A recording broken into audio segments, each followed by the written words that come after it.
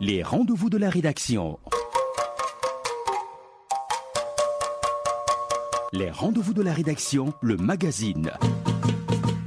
Présentation, Wendiam Achille Kaboré.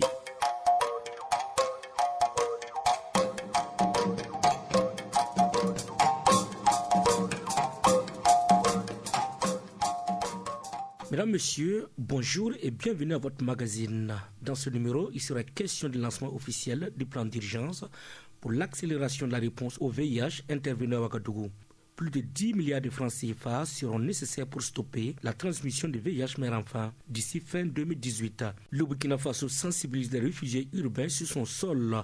L'objectif est de leur enseigner les bonnes pratiques pour une intégration véritable au sein des populations burkinabées. Tous ces sujets seront développés dans ce magazine. Une fois de plus, bonjour et bienvenue à tous. Les rendez-vous de la rédaction, le magazine. La problématique du VIH-Sida était au cœur des échanges entre le directeur exécutif de l'ONU-Sida et le président du Faso. En visite officielle au Burkina, Michel Sidibé a été reçu en audience par le président Roch-Marc Christian Kaboré. Les deux hommes ont aussi parlé des questions générales de santé des populations. La substance des échanges avec Michel Sidibé à sa sortie d'audience. Je voudrais commencer par remercier le président du Faso pour son leadership, pour sa vision pour une plus grande justice sociale, une meilleure redistribution des opportunités pour les plus pauvres. L'objet de la discussion était bien sûr autour des questions de santé en général de nos populations et plus particulièrement la lutte contre le sida. Le Burkina a fait énormément de progrès. Nous voyons une baisse des nouvelles infections, une baisse bien sûr de la mortalité, mais particulièrement on pense que le Burkina peut éliminer la transmission de la mère à l'enfant. L'année dernière, on n'a eu que 1000 cas d'enfants nés avec le sida, c'est-à-dire moins de 3 enfants qui sont nés par jour avec le sida, et on voudrait que le président de la République et la première dame s'engagent pour porter cette question si importante, pour qu'on ait une génération nouvelle sans sida au Burkina. Le président a bien sûr clairement mentionné le fait qu'on est dans une situation pas facile au niveau de la sous-région, au niveau sécuritaire, mais son engagement sera présent. Il fera tout ce qu'il pourra pour faire en sorte que cette élimination de la transmission de la mère à l'enfant devienne une réalité. Ce plan de rattrapage que nous allons lancer et le plan d'élimination de la transmission sera un signe de son engagement personnel. Le Burkina Faso entend éliminer la transmission du VIH-Sida mère-enfant d'ici fin 2018. Pour concrétiser cette volonté, un plan couvrant la période 2017-2020 de plus de 10 milliards de francs CFA a été élaboré. Ce plan vise également à dépister plus de 20 000 nouvelles personnes, mettre 100% des femmes enceintes séropositives en consultation prénatale sous traitement antirétroviral. Le lancement officiel de ce plan d'urgence est intervenu à Ouagadougou en présence du directeur exécutif de l'ONU-Sida, Michel Sidibé. Il apprécie l'initiative du Burkina. Quand nous parlons d'un plan d'accélération, il ne s'agit pas d'aller rechercher les nantis, il s'agit d'aller chercher les gens qui ne sont pas nécessairement capables d'aller vers nos services. Et c'est pour ça que je trouve que ce plan d'accélération est quelque chose de très important. Le chef de l'État s'engage personnellement, le chef d'État était présent, c'est une démonstration éclatante de son engagement personnel. Et on va aller vers l'élimination de la transmission de la mère à l'enfant, comme la première dame vient de le mentionner. Il n'y a que moins de 3 enfants qui naissent avec le VIH chaque jour au Burkina. Et je suis persuadé qu'en mettant l'accent seulement sur les grandes villes du Burkina, on peut déjà contrôler de plus de 50% cette transmission-là. Et je suis heureux d'être au Burkina Faso. L'engagement, la voix de la société civile, la démocratisation de l'accès aux services, la pression qu'on nous pose tous les jours pour être meilleur, tout cela nous enchante. Et c'est de cette Afrique dont on a besoin. À cette cérémonie officielle de lancement du plan d'urgence pour l'accélération de la réponse au VIH et de celui de l'élimination de la transmission mère-enfant du VIH, l'épouse du président du Faso, Sika Kaboré, a été faite ambassadrice de bonne volonté de l'ONU-SIDA pour l'élimination de la transmission de la mère à l'enfant. La première dame entend multiplier les actions pour réussir sa mission. Sika Kaboré. Merci à ONU-SIDA pour la confiance placée en moi. Et je dois dire que je sais que la tâche ne sera pas facile. Mais je pense qu'en tant qu'ambassadrice de bonne volonté de ONU-SIDA, mon devoir est de mettre tout en œuvre pour aider, pour contribuer à l'élimination de la transmission de la mère à l'enfant du VIH-SIDA.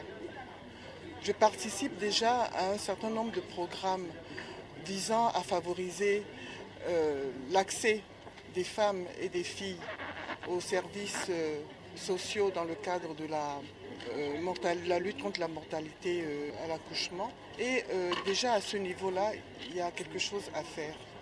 Il y a également le fait que je suis déjà présidente d'une fondation, la Fondation Kini, qui, vous le savez, œuvre contre les cancers féminins.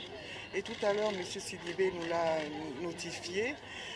Les femmes porteuses de cancer du col de l'utérus sont fortement à risque pour les problèmes sur les questions de VIH-Sida. Et donc là également, c'est une lutte que j'ai déjà commencée, que je vais poursuivre. Mais surtout, je pense qu'il est de mon devoir, puisque M. Sidibé a bien voulu m'associer à son leadership, il est de mon devoir également de créer une synergie d'action ici au Burkina, entre tous les acteurs de la lutte contre le VIH-Sida. Je crois que c'est là la principale mission qui m'est confiée à travers cette charge que je viens d'accepter et que j'espère mériter, et pour laquelle j'espère mériter la confiance qu'ils ont placée en moi. Je pense que c'est tous ensemble que nous devons mener ce combat. D'ores et déjà, de par le fait que j'ai adhéré à l'organisation des Premières Dames contre le sida, d'ores et déjà, je travaille avec l'Agence nationale d'ONU-SIDA à mettre en place un plan d'action. Et par l'intermédiaire de ce plan d'action, déjà, je pense à un projet de prévention de la transmission mère à l'enfant qui sera mis en œuvre dans le district de Kombisiri. Ce sera un projet pilote avec, bien entendu, l'égide du ministère de la Santé. C'est un projet pilote. Nous allons commencer par là. Et si ça se passe bien, nous allons progressivement étendre cela à l'ensemble de notre territoire. Sika Kaboré, ambassadrice de bonne volonté, ONU-SIDA. Mesdames, Messieurs, vous êtes sur la zone de la RTV Radio. Les rendez-vous de la rédaction, le magazine.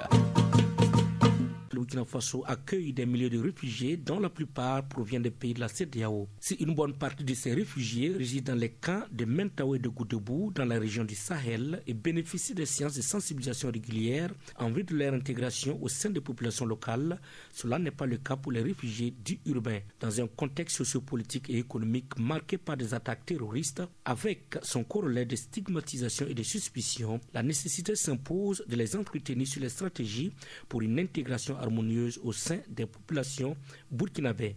À cet effet, le gouvernement burkinabé à travers la Commission nationale pour les réfugiés CONAREF, le Bureau national de la CEDEAO et les HCR organisent des journées de sensibilisation à leur profit à Ouagadougou et Bobo Dioulasso sous le thème « Réfugiés, vivre en harmonie avec les populations locales dans le contexte sécuritaire actuel ». Sur cette journée, le secrétaire permanent de la CONAREF, Issa Joseph Paré, donne des explications. Une journée de sensibilisation pour les réfugiés urbains est indispensable. Dans la gestion des réfugiés, il y a l'aspect protection, il y a le rapatriement, il y a la réinstallation et il y a l'intégration locale. Pour réussir une intégration locale, il faut sensibiliser les réfugiés sur leurs droits et leurs devoirs. Et la forme la plus réussie de l'intégration locale, c'est la naturalisation. Quand le réfugié se sent bien dans le pays et il décide de prendre la nationalité du pays, ça veut dire que son intégration locale a été réussie. Et en même temps aussi, c'est une journée où il faut sensibiliser les réfugiés sur les questions des attaques, les questions sécuritaires et sur la recherche de l'emploi. Voilà un certain nombre d'éléments qui font qu'il faut vraiment organiser une journée pour les réfugiés, une journée de sensibilisation pour les réfugiés qui est différente de la journée du réfugié le 20 juin que nous organisons. Les HCR apprécient la tenue de ces journées de sensibilisation.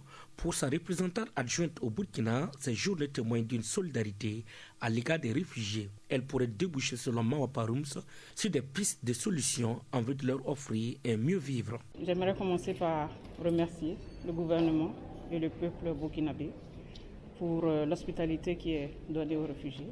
Nous en avons plusieurs milliers au Burkina Faso. Et c'est important de discuter avec eux, d'échanger avec eux par rapport à leur avenir. Vous savez, le Haut Commissariat aux réfugiés a été créé initialement pour 3 ans. Donc le statut de réfugié est en principe provisoire. On doit toujours chercher des solutions permanentes à la situation des réfugiés. Et ces journées aujourd'hui sont vraiment le symbole de ce dialogue pour pouvoir trouver des solutions durables à leur situation. La naturalisation, la réintégration, l'intégration, le rapatriement, et tout ce qu'on peut imaginer comme solution pour que les réfugiés soient autosuffisants. Aujourd'hui, nous en avons à peu près 25 000, aussi bien urbains que dans le Sahel. La majorité des réfugiés viennent du Mali, ceux qui sont dans le Sahel. Nous avons aussi des Congolais, des Pakistanais, des Ivoiriens, des Tchadiens, des Centrafricains. Nous espérons que grâce à cet échange, ils sauront que nous sommes avec eux pour la recherche de solutions et qu'on va leur donner des conseils, on va discuter avec eux de toutes les alternatives possibles pour qu'ils puissent avoir cette dignité qui leur a manqué lorsqu'ils sont devenus réfugiés. Et si les échanges sont constructifs, nous pourrons certainement sortir d'ici avec peut-être des solutions, des pistes de solutions pour que demain, ces personnes puissent avoir l'autosuffisance que nous souhaitons pour elles. Mawa Bamba Parums, représentante adjointe du HCR au Burkina. Et c'est ici que l'on s'arrête pour ce magazine. Mesdames, Messieurs, merci pour l'écoute. On se donne rendez-vous la semaine prochaine pour un autre numéro.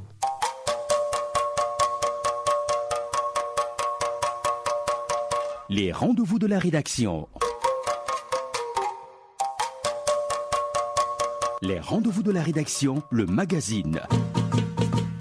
Présentation, Wendiam Achille Kaboré.